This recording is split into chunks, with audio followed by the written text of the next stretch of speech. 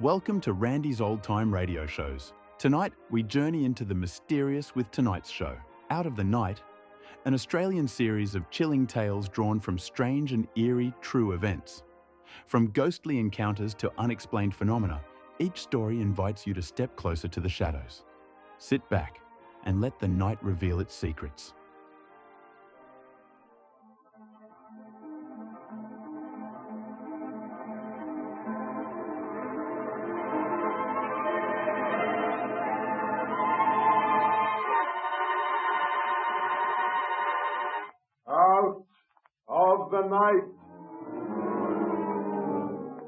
Out of the night comes the whispering voice of the night wind to tell another story of man's battle with fate.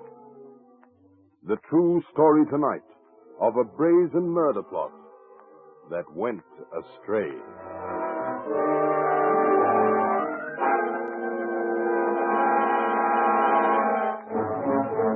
Why should I kill my wife? We were happy together. She was generous with her money. I never wanted for a thing. Why should I kill her?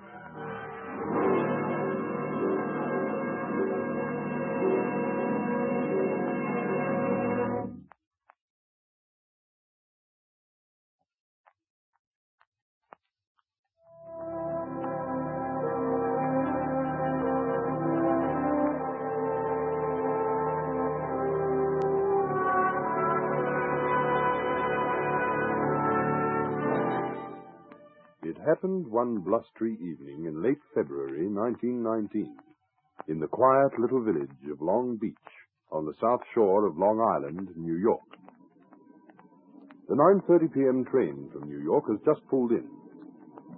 Only 2 passengers have alighted. Elderly Dr. Walter Wilkins, a retired physician, and his wife, Julia. They set off for their home in Olive Street, and on the way passed Police Sergeant Schneider. Good night, Sergeant. Good night, Doc. Night, Mrs. Wilkins. Good night. Keeping you busy, Sergeant? Busy. Nothing's ever happened in Long Beach in 50 years. Well, you should be the last to complain about that. Oh, I'm not complaining, ma'am, but a guy does like a bit of excitement now and again. Such as what? Oh, a nice juicy murder, for instance. Well, good night, Doc. Good night, ma'am.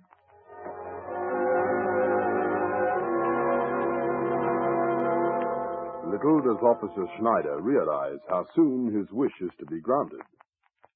Exactly 23 minutes later, he hears the sound of running footsteps approaching. Sergeant! Sergeant! Oh, come quickly. Sergeant! For Pete's sake, Doc, what's the matter?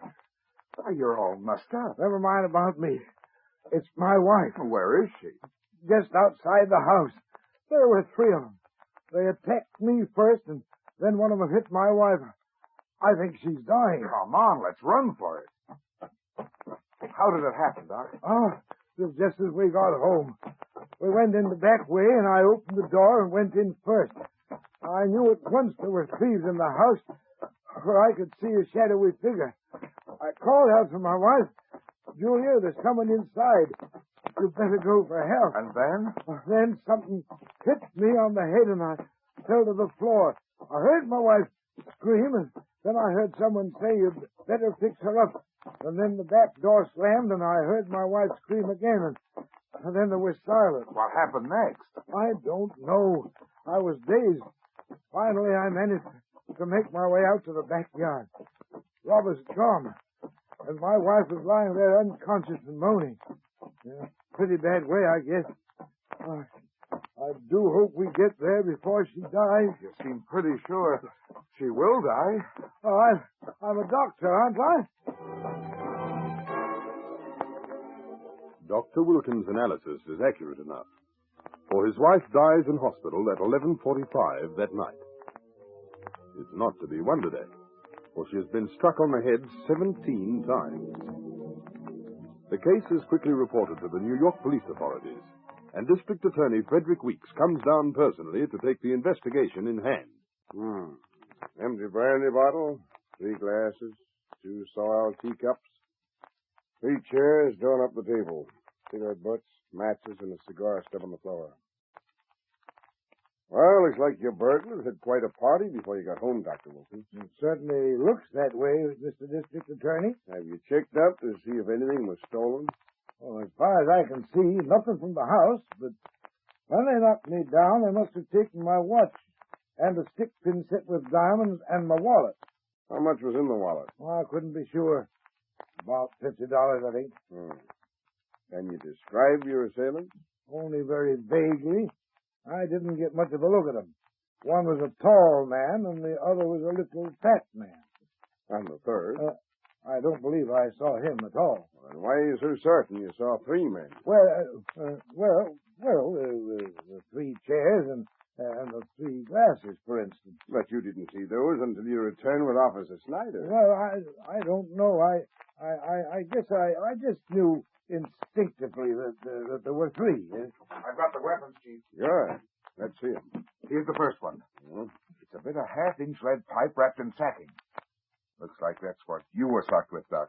Good heavens. No wonder I'm alive. This is what they did Mrs. Wilkins in with. A machinist's hammer, huh? Yeah. Wrapped up in newspaper and tied with cord. Any more clues? None that I can see, sir. Well, it gives us something to work on anyhow. By the way, Dr. Wilkins, I understand your wife was wealthy. Well, yes, quite well off. Her father made a fortune, left most of it to her. Does she have much property? Yes, quite a bit. This house is hers, of course, and she owned, or rather, I should say owned, several apartments in New York City. New York City, yeah. I presume she's left a will. Well, I suppose she has. I'm her second husband, you know. Her first husband was a man named Otto Kraus. He was agent for a whiskey company. In 1903, when she married to Kraus, she made a will leaving most of her property to charity. And since then? Well, I don't rightly know. When we were married in 1906, she said she was going to make a new will in my favor, but I've never seen it, and I don't know if she ever did. Despite the arduous efforts of District Attorney Weeks and a whole crew of detectives, the investigation makes little headway. After several fruitless weeks, residents of Long Beach hold an indignation meeting, and newspaper reporters begin to pester the district attorney and his assistants for statements. One of them even approaches Dr. Wilkins and suggests that maybe it was he who killed his wife. Wilkins' reply is to the point. I ought to feel indignant. But any such suggestion is so nonsensical, it makes me laugh. My wife's death was the worst possible thing that could have happened to me. She was a good wife, a good nurse, a pleasant companion, and the person from whom I got my money. Unless the missing will is found, and there is no guarantee that it even exists, I'm left practically penniless. At the age of 67, I'll have to go back into active practice. 2 days later, in his New York office, District Attorney Weeks hears news of the missing will. Come in. Sir, I've just had a telephone call from Lawyer Price. Price? Who's he? The late Julia Wilkins' attorney. Oh. Yeah, what's he want? He says Doc Wilkins came in this morning and handed in a second will signed by his wife. Reckons he found it in the attic. It's dated 1915, and it hasn't been witnessed. I see. I gather left everything to Wilkins. Yes, sir. All except a few small items of jewelry. This is what we've been waiting for. Now, at last, we've got a motive. Have a warrant issued and send someone down to Long Beach and put Dr. Wilkins under arrest. What charge, sir? Eh? What charge do you think?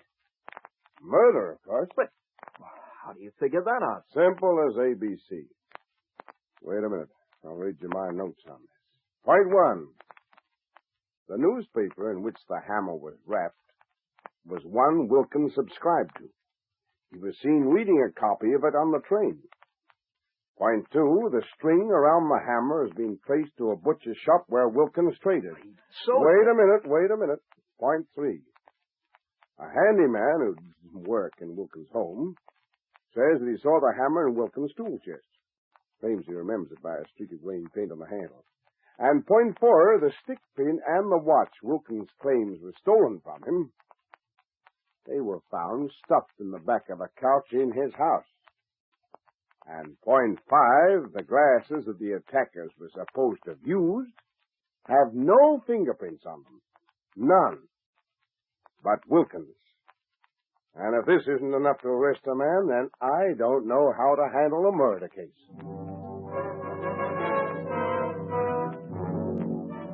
So the warrant is issued.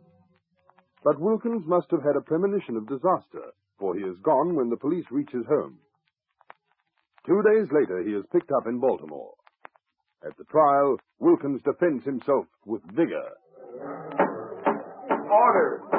Order! Order, please. The prisoner will proceed. The evidence against me is all circumstantial.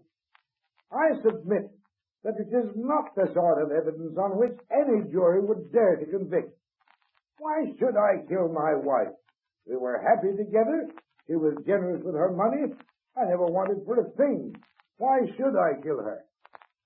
For weeks before my arrest, the authorities were badgered by the press and the public to produce results.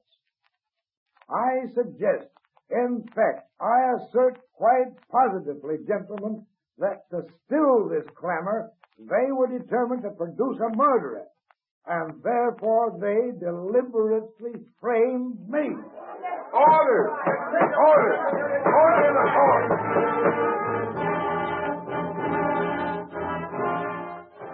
It takes the jury exactly 22 hours and 23 minutes to make up its mind. Then the members file back into court. And the foreman says, We find the accused, Walter Wilkins, guilty of murder in the first degree. Order! Order! Walter Wilkins, it is now my duty to pass upon you sentence of death.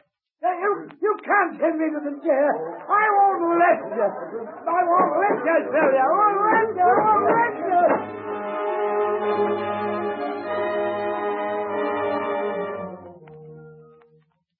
and little Dr. Wilkins is as good as his word.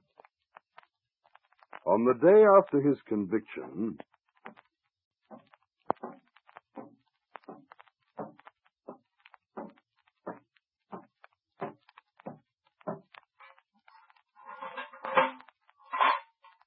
Come on, Wilkins.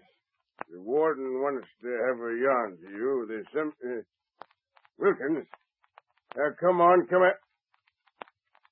Say, what goes on here? Hey, someone get the doctor. There's a guy in here strung himself up.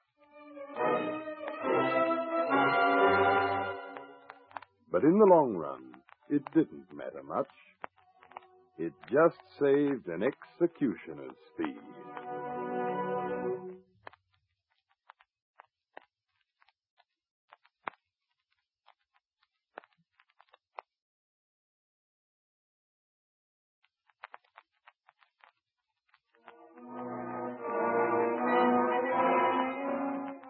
Out of the night comes the whispering voice of the night wind, with stories taken from the highway of life. Strange, but true.